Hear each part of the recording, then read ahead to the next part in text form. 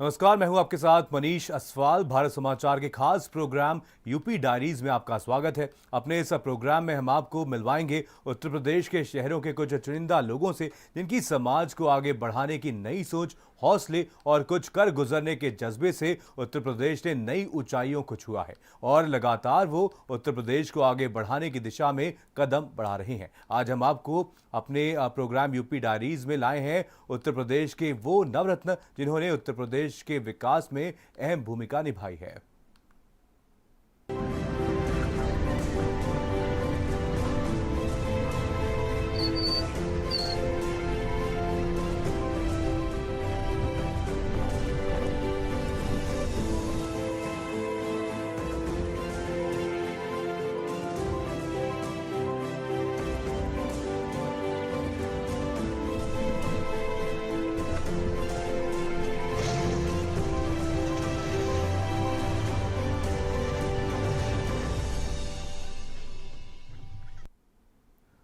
शिक्षा एक ऐसा क्षेत्र है जो हर क्षेत्र की नींव रखता है। एक पढ़ा हुआ इंसान अपने आसपास कई लोगों की जिंदगी बदलता है। आज हम मिलेंगे ऐसे ही एक बहुप्रतिभावान शख्सियत मधुपति वाजपेयी से, जो एमवी ग्रुप ऑफ इंस्टीट्यूट्स और प्रयागराज की डायरेक्टर, और इन्हीं से जानेंगे कि किस तरह से वो शिक्षा के क्षेत्र में नए आयाम स्थापित कर रही हैं। एमवी ग्रुप ऑफ इंस्टीट्यूशन की बहुत सारी शाखाएं हैं, जिसमें 4 सीबीएसई बोर्ड के इंटर कॉलेज हैं, 2 यूपी बोर्ड के इंटर कॉलेज हैं और एक टेक्निकल कॉलेज है, और MBA, B pharma, BEd, BTC और आईटीआई, बहुत सारी शाखाएं हैं। और हमारे यहाँ के सारा स्टाफ जो भी है, टीचर्स बहुत ही टैलेंटेड हैं और बहुत ही मेहनत करते हैं बच्चों के साथ। लेकिन अभी इस कोरोना काल में बहुत ही हम लोग सफ़र कर रहे हैं। इतना हो कि जो हमारे यहाँ स्टाफ है, उनका घर चलाने के लिए उनको सैलरी तो जरूरी है, चाहिए। तो सरकार का ये, मुझे लगता है ये सरकार का कर्तव्य बनता है कि अपने देश की वो भी आपको सपोर्ट करके सरकार बनाए हैं, उनका भी सहयोग है। तो मैं यही चाहती हूँ कि सरकार आपदा प्रबंधन कोष से हमारे प्राइवेट कॉलेज के जो टीचर्स हैं उनको भी कुछ ना कुछ अनुदान करे, जिससे उनका भी घर चल सके। क्योंकि ये इसकी लिमिट अभी समझ में नहीं आ रही है, कब तक ऐसे रहेगा। समस्याएं आ रही हैं और ऑनलाइन क्लासेस चल रही हैं, जो बच्चे बहुत पढ़ने में इंटरेस्ट ले रहे हैं वही पढ़ रहे हैं। बाकी पेरेंट्स भी परेशान हो रहे हैं, क्योंकि पेरेंट्स को भी बहुत सारा काम होता है। कई पेरेंट्स तो हस्बैंड वाइफ दोनों ही क्या कहते हैं, सर्विस करते हैं, तो वो ऑनलाइन बैठ के बच्चों को पढ़ा नहीं पाते, इरिटेट होते हैं। और मैं यही कहूँगी कि ये व्यवस्था जो है अस्थायी है। ठीक है, विकल्प है एक, हम मानते हैं, लेकिन ये है कि जब तक ये कोरोना रहेगा, सारी चीज़ें डिस्टर्ब हो गई हैं, सारा कुछ मतलब अव्यवस्थित हो गया है इस कोरोना काल में। बच्चे इसलिए पढ़ना चाहते हैं क्योंकि हमारा स्टाफ बहुत ही योग्य है, अच्छी पढ़ाई होती है और पढ़ाई के साथ साथ उनको संस्कार भी दिया जाता है, स्पोर्ट की भी सुविधा है और बिल्डिंग अच्छी है, इंफ्रास्ट्रक्चर अच्छा है और जितनी भी ज़रूरतें हैं शिक्षा से संबंधित हमने सारी सुविधाएं प्रोवाइड की हैं। और उसकी लोग तारीफ़ भी करते हैं, क्योंकि जब कोई यहाँ पर कोई एग्ज़ाम वगैरह सिविल सेवा से या किसी एसएससी के कोई भी एग्ज़ाम होते हैं, तो वहाँ पे पहले हमारे ही कॉलेज को चुनते हैं। उनको ये, उन्होंने कहना है कि ये बहुत ही अच्छा कॉलेज है, यहाँ सारी सुविधा है, साफ़ सफाई का भी बहुत ध्यान रखा जाता है। मैं स्वयं भी देखती हूँ कि क्या कमी है, क्या बना है और कहाँ गंदगी है, कौन क्या कर रहा है, ये मैं स्वयं भी ध्यान देती हूँ। और मेरे यहाँ के बच्चे टॉपर हैं और कई अलग अलग क्षेत्रों में कई बच्चे तो एमबीबीएस कर चुके हैं, कुछ बच्चे एम्स में हैं और कुछ इंजीनियरिंग में हैं। तो बहुत सारे क्षेत्र में हमारे स्कूल से इंटर के बाद बच्चे जा रहे हैं। अभी इस सेशन से पहले एक प्रिया सिंह थी, वो हमारे स्कूल की टॉपर हो थी। और भी बच्चे थे, 98% नंबर उसके आए थे। तो हमारे यहाँ सारे ट्रेन टीचर हैं, एमएड बीएड, तो इसलिए हमारी यहाँ पढ़ाई अच्छी होती है। और हम कोशिश भी करते हैं कि हम अच्छी शिक्षा दें बच्चों को, क्योंकि जब हम इतना मेहनत करके इतना बड़ा ग्रुप बनाए हैं तो हम उसको आगे चलाना चाहते हैं। हम चाहते हैं कि वो चले और हमारे यहाँ लोग बच्चे आएँ और हमारा प्रचार प्रसार माउथ टू माउथ हो, और हो रहा है। बहुत तारीफ करते हैं लोग। मैं यही कहना चाहूँगी कि इस कोरोना काल में आप धैर्य ना खोएं अपना लोग, और इसको जिस तरह से लॉकडाउन खुल गया है, अपनी पूरी सेफ्टी का ध्यान रखते हुए रहना सीखें। जो हम जिस चीज़ का हम सोशल डिस्टेंसिंग है या किसी चीज़ को छूना है या साफ़ सफाई का ध्यान रखना है, बाहर निकलना है तो बाहर की चीज़ें नहीं खानी है, तो हमें कोरोना के साथ इन सब चीज़ों को अपनाना पड़ेगा, तभी हम जी पाएंगे। क्योंकि ये जब तक इसकी कोई वैक्सीन वगैरह नहीं आ जाती, ये हमारे लिए यही विकल्प है कि हम सावधानी बरतें। और वहीं फार्मेसी के क्षेत्र में छात्र छात्राओं के भविष्य को उज्जवल बनाने के लिए लखनऊ का आरपीएस कॉलेज ऑफ फार्मेसी नए आयाम स्थापित कर रहा है। आइए जानते हैं RPS college of pharmacy Lucknow की डायरेक्टर डॉक्टर नीरज वर्मा से कि वो किस तरह से फार्मेसी को नई दिशा प्रदान कर रही हैं। नमस्कार, मैं डॉक्टर नीरज वर्मा वर्तमान में RPS college of pharmacy Barabanki में बतौर निदेशिका कार्यरत हूँ। मेरी ज़िंदगी का सफ़र भी औरों की भांति थोड़ा उतार चढ़ाव भरा रहा है। आज मैं जिस मुकाम पर हूँ उसके लिए मैं सबसे पहले अपने माता पिता को धन्यवाद देना चाहूँगी, जिन्होंने मुझे हमेशा एक अच्छे मार्गदर्शक के रूप में अच्छी सलाह दी, जिससे कि मैं यहाँ तक पहुँची हूँ। उसके अलावा मेरी ज़िंदगी में एक शख्स का ऐसा अहम योगदान रहा है जिसके बिना शायद कुछ भी कर पाना मेरे लिए बहुत ही असंभव था। वो है मेरे पति मिस्टर अनिल प्रताप सिंह, जिनके असीम सहयोग से, असीम प्यार से मैं यहाँ तक पहुँची हूँ। मैंने अपनी शिक्षा की शुरुआत बहुत ही छोटी सी जगह से की थी। मैंने अपना इंटरमीडिएट बीसलपुर, एक तहसील जो कि जिला पीलीभीत में स्थित है, वहाँ से किया था। उसके बाद मैंने डिप्लोमा इन फार्मेसी किया, जो कि मैंने लखीमपुर पॉलिटेक्निक से किया था। उसके बाद मैंने अपना बी फॉर्म कंप्लीट किया, जो कि मैंने BBDN ITM लखनऊ से किया। उसके बाद पढ़ने की इच्छा शेष रह गई थी, तो फिर मैंने अपना post graduation Bundelkhand university Jhansi से कंप्लीट किया। उसके बाद में फिर मैंने अपना करियर स्टार्ट किया बतौर शिक्षिका। मैंने कई कॉलेजेस में एज ए शिक्षक के तौर पर कार्य किया। उसके साथ साथ मैंने अपनी PhD भी की। मैंने अपनी PhD शिक्षा अनुसंधान यूनिवर्सिटी भुवनेश्वर उड़ीसा से की है। उसके उपरांत मैं अपनी सभी सेवाएं शिक्षक के रूप में, सामाजिक कार्यकर्ता के रूप में समाज को दे रही हूँ। अपने करियर में मुझे कई सारे अवार्ड से नवाजा गया है। मुझे 2017 में रिसर्च एक्सीलेंट अवार्ड दिया गया था, जो कि इंडो ग्लोबल समिति के द्वारा दिया गया। उसके बाद मुझे वुमेन एक्सीलेंस अवार्ड से नवाजा गया, जो कि मुझे इंडोनेशिया में 5th इंटरनेशनल कॉन्फ्रेंस में दिया गया था। उसके बाद मैंने बेस्ट एजुकेशनिस्ट का भी अवार्ड लिया है, जो कि मुझे लोकमान अवार्ड ने दिया है देहरादून में। उसके अलावा मुझे राइजिंग स्टार अवार्ड से भी नवाजा गया, जो मुझे निराली पब्लिकेशन दिल्ली द्वारा दिया गया था।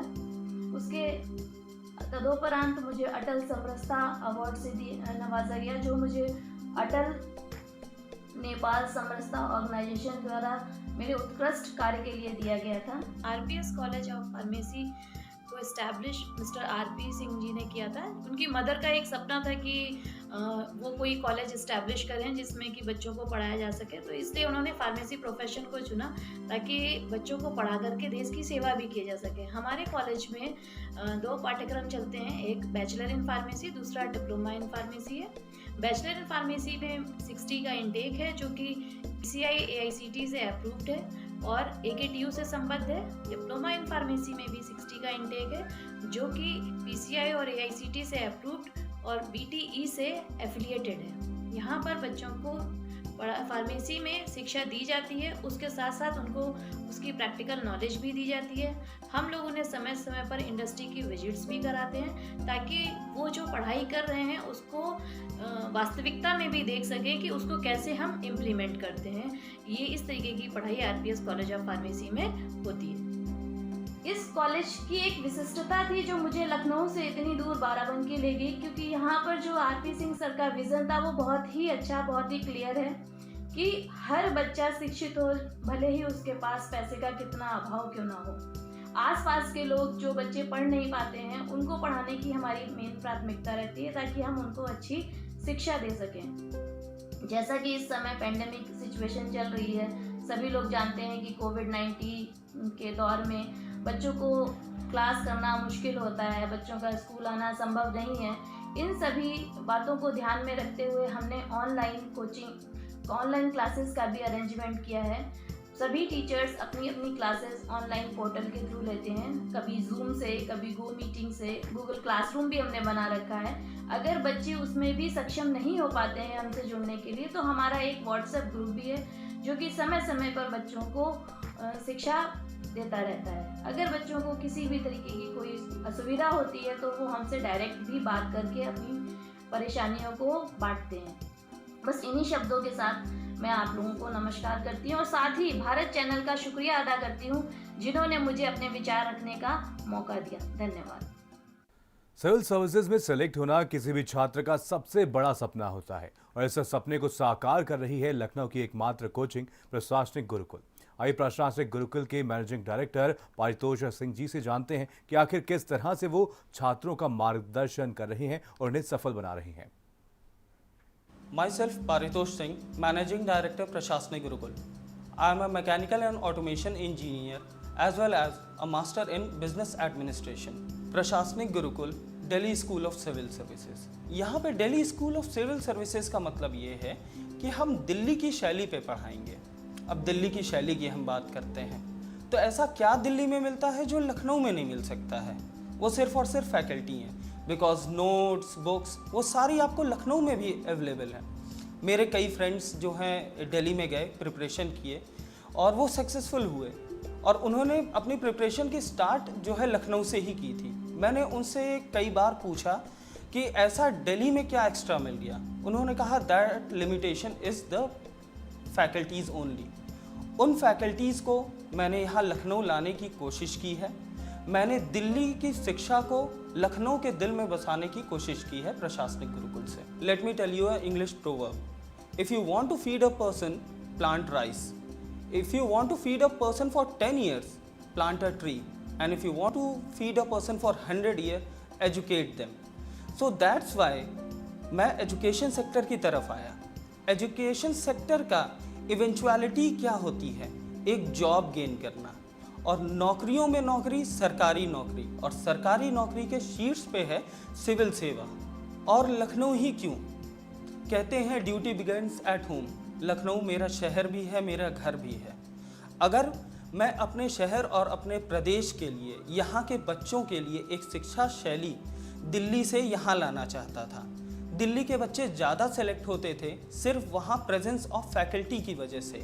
अगर वही चीज़, वही फैसिलिटीज़ अगर मैं लखनऊ में दे पाऊँगा तो लखनऊ एवं उसके आसपास के ज़िलों से पूरे प्रदेश के लोग यहाँ आके पढ़ सकेंगे। यहाँ पढ़ाई दिल्ली से कम पैसों पे होगी और वे जल्दी से जल्दी एक सक्सेस पा सकेंगे। प्रशासनिक गुरुकुल लाभ कमाने के लिए नहीं बनी है। हमारी एक कॉरपोरेट सोशल रिस्पॉन्सिबिलिटी है। समाज ने हमें बहुत कुछ दिया है, अब ये मौका है प्रशासनिक गुरुकुल समाज को कुछ वापस दे।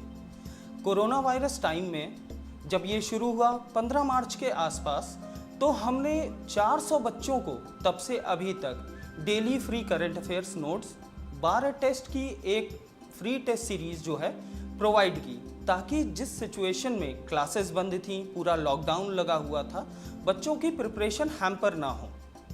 मैंने ऐसा सुना है कि इंस्टीट्यूट्स की फ़ीस जो है प्रिपरेशन की 50,000 60,000 या इससे भी अधिक रहती है। हमारी फ़ीस तो उनसे पहले भी कम थी, 35,000। लेकिन अब क्योंकि पूरी सोसाइटी और पूरी इकॉनमी हैम्पर हुई है इस कोरोना वायरस से, इसलिए अब हम मात्र 15,000 रुपये चार्ज करेंगे अपने प्रीलिम्स टारगेट 2020 के लिए, ताकि बच्चों को एक पैसों की दिक्कत को छोड़ के वो सिर्फ और सिर्फ अपनी पढ़ाई पे ध्यान दें और आगे बढ़ें और एग्जामिनेशन क्वालिफाई कर सकें, क्योंकि प्रशासनिक गुरुकुल का असली एसेट उसके क्वालिफाइड स्टूडेंट्स ही होंगे। हमारे फैकल्टी पूल में 25 वर्षों के अनुभव से ज़्यादा के शिक्षक हैं, जैसे कि Arunesh Singh sir, Prem Kumar Jha sir, Ashok Kumar Dubey sir, Sanjay Singh sir, Sanjay Thakur sir, Akhilesh Srivastava sir. ये वो शिक्षक हैं जिन्होंने कई वर्षों से प्रशासनिक सेवा के सुनहरे सपने को साकार करने में बच्चों की काफ़ी मदद की है।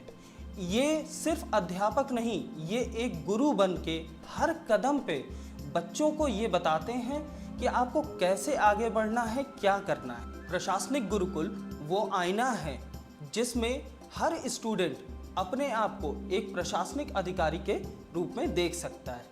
आइए हम आपको मिलवाते हैं अपने chief mentor R K. Suryavanshi sir से। Hello dear students, myself R.K. Suryavanshi, chief mentor Prashasanik Gurukul. प्रशासनिक गुरुकुल लखनऊ में सिविल सेवा परीक्षा की तैयारी करने वाली एक संस्था है जो Delhi school of civil services के पैटर्न पर काम करती है, अर्थात दिल्ली शैली में यहाँ पर सिविल सेवा परीक्षा की तैयारी कराई जाती है। ये संस्थान मैं अपने अनुभव के आधार पर कह सकता हूँ कि ये औरों से अलग है। इसमें दो बेसिक चीज़ें इसे औरों से अलग करती हैं। पहला रिसर्च बेस्ड, दूसरा रिजल्ट ओरिएंटेड मेथडोलॉजी। अर्थात हम अपने बच्चों को एक रिसर्च के बाद उनका करिकुलम तैयार करते हैं और फोकस पढ़ाई कराकर उन्हें सफलता दिलाने की कोशिश करते हैं। इसके 3 आयाम हैं, 3 डायमेंशन हैं। एक टीम, दूसरा methodology and third nurturing of student. यानी इसके अंतर्गत हमने एक बेस्ट टीम बनाई जो ऑल इंडिया लेवल पर सबसे अच्छे और अनुभवी टीचरों की एक टीम तैयार की गई जो सभी टीचर दिल्ली से हैं। दूसरा मेथडोलॉजी है जो स्पेसिफिक है। इस मेथडोलॉजी के अंतर्गत 4 चीज़ों पर हम स्पेशली फोकस करते हैं। पहला रोड मैप, किसी बच्चे को कब, क्या, कितना, कैसे पढ़ना है ये ऑलरेडी प्लान्ड होता है, उसके अकॉर्डिंग बच्चे को काम करना होता है। दूसरा स्टडी स्ट्रेटजी, इसमें क्या पढ़ना है, कितनी गहराई तक पढ़ना है और कैसे पढ़ना है, means syllabus analysis, trend analysis और मेथडोलॉजी पर फोकस करते हुए हम उसे पढ़ाते हैं। तीसरी चीज़ है टाइम मैनेजमेंट, समय प्रबंधन के साथ उसे अनुशासन में रहकर किस तरह तैयारी करनी है, कैसे विषयों को प्राथमिकता देनी है, ये सिखाया जाता है। चौथी चीज़ है लर्निंग मैनेजमेंट सिस्टम। एक साथ बहुत सारे विषयों को पढ़ने के कारण बच्चे अक्सर भूलने लगते हैं या कंफ्यूज होने लगते हैं। लर्निंग मैनेजमेंट सिस्टम एक आर्ट है जिसके द्वारा सभी विषयों को एक साथ याद रखने की योग्यता का विकास कराया जाता है।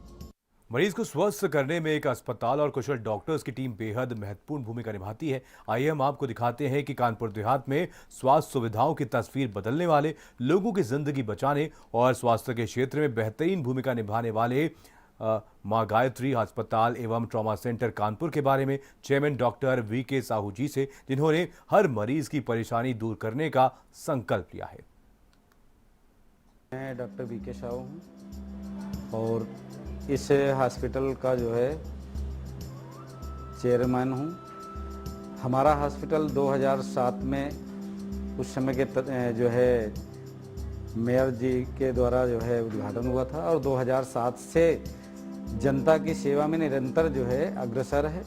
कानपुर दक्षिण का एकमात्र ऐसा अस्पताल है जो plastic surgery, euro surgery, spine surgery, total hip replacement, paediatric surgery, मतलब सारे जो कानपुर दक्षिण में संभव है वो सारी सर्जरी करते हैं हम। आईसीयू है, एनआईसीयू है, 40 बेड का हॉस्पिटल है अपना, और गरीबों के लिए विशेष तौर पे रियायत दी जाती है। हम लोग भी सेवा भाव से ही काम करते हैं। ग्रामीण तबके के मरीज आते हैं जो बेचारे गरीब भी होते हैं, इस तरह से हम उनकी मदद कर सकते हैं वो मदद करते हैं। कभी कभी मरीज को फ्री में भी इलाज करना पड़ता है तो हम लोग पीछे नहीं हटते। प्राइवेट में लगभग हमारे पास 12 से 14 TPA हैं जिनका कैशलेस ट्रीटमेंट की व्यवस्था है। भारत सरकार की एक सबसे लोकप्रिय योजना है आयुष्मान भारत, जो कि मैं ये कह सकता हूँ कि लगभग मरीजों का इलाज जो है आयुष्मान भारत के अंतर्गत होता है, जिसमें कार्ड धारक को निःशुल्क इलाज, दवा, जो भी व्यवस्था, जो भी उसके ट्रीटमेंट में ज़रूरत पड़ती है वो कार्ड धारक को निःशुल्क दिया जाता है। वो व्यवस्था अपने यहाँ माँ गायत्री हॉस्पिटल में है। मैं 2006 में मैंने गृह प्रवेश कराया था, तो उस समय माँ गायत्री हॉस्पिटल नाम इसीलिए रखा था क्योंकि मैं गायत्री परिवार से जुड़ा था, और गायत्री परिवार से जुड़ा होने के नाते मैंने अपना गृह प्रवेश गायत्री परिवार के लोगों से ही कराया था। मुझे इतना उससे प्रेरणा मिली कि मैंने जो है इसका हॉस्पिटल का नाम ही माँ गायत्री हॉस्पिटल रखा, और निरंतर उन्हीं के माँ गायत्री के को सिद्ध देवी मानते हुए उन्हीं के जो है पद चिन्हों पे ये अस्पताल चल रहा है, और इसीलिए सेवा का भाव हमेशा बना रहता है। प्लास्टिक सर्जरी हम लोगों ने कानपुर की तीसरी फ्लैप सर्जरी की थी।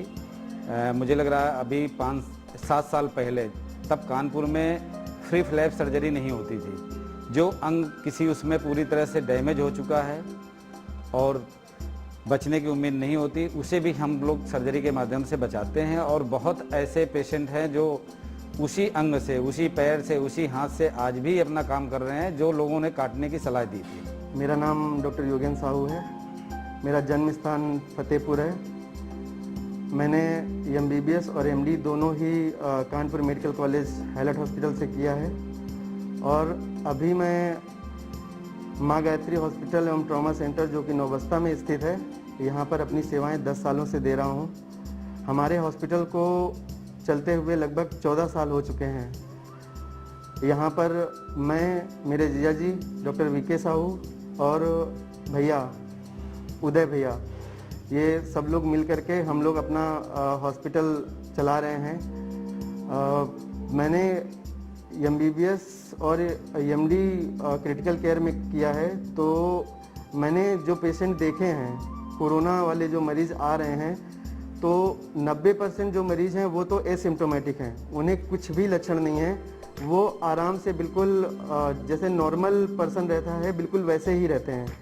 जो 10% बचे हुए मरीज़ हैं उनमें से जिनमें वायरल लोड बहुत ज़्यादा है और उसके साथ में उनको कोमॉर्बिडिटी है। कोमॉर्बिडिटी मतलब जैसे डायबिटीज़ है, उनको हाइपरटेंसिव हैं, या साथ में कोई अस्थमा या ऐसी कोई बीमारी है जिससे वो कई सालों से ग्रसित हैं, जैसे लीवर फेलियर है, रीनल फेलियर है।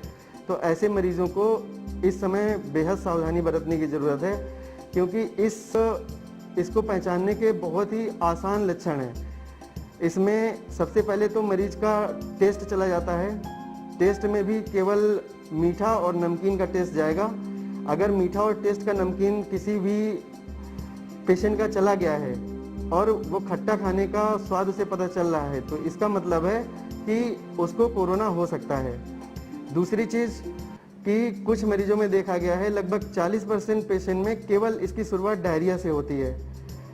कुछ मरीजों में सांस फूलने, हालांकि इसका रेशियो बहुत ही कम है, लेकिन इसकी शुरुआत सांस फूलने से होती है। कुछ मरीजों में सांस नहीं भी फूलती है, लेकिन फिर भी उसमें उसके शरीर में ऑक्सीजन की जो मात्रा होती है उसकी कमी हो जाती है और पेशेंट को कुछ भी पता नहीं चलता है, जिसे हम हैप्पी हाइपोक्सिया बोलते हैं, और मरीज की अचानक से डेथ हो जाती है। कुछ मरीजों में जिनमें बहुत ज़्यादा सिम्टम आ रहे हैं, सांस फूल रही है, तो जब उनका एक्सरे कराते हैं या ABG कराते हैं तो उसमें बहुत सारी चीज़ें मिलती हैं, जैसे कि ऑक्सीजन की बहुत ज़्यादा कमी हो जाती है, या एक्सरे उसका पूरा वाइट हो जाता है, उसमें ऑक्सीजन की मात्रा जा ही नहीं पाती जो कि सांस के थ्रू वो लेना चाहता है। और मैं जनता से ये अनुरोध करूंगा कि हमें सरकार और प्रशासन के साथ कंधे से कंधे मिला के चलना चाहिए, जिससे हम इस बीमारी से अच्छे से लड़ाई लड़ सकें। कोई भी सैनिटाइज़र, हैंड सैनिटाइज़र जिसमें 70% से ज़्यादा एल्कोहल है, उसका यूज़ करके हम बार बार हाथों को सैनिटाइज करके ज़्यादा से ज़्यादा चीज़ों को ना छू करके और इस तरह से उससे बच सकते हैं।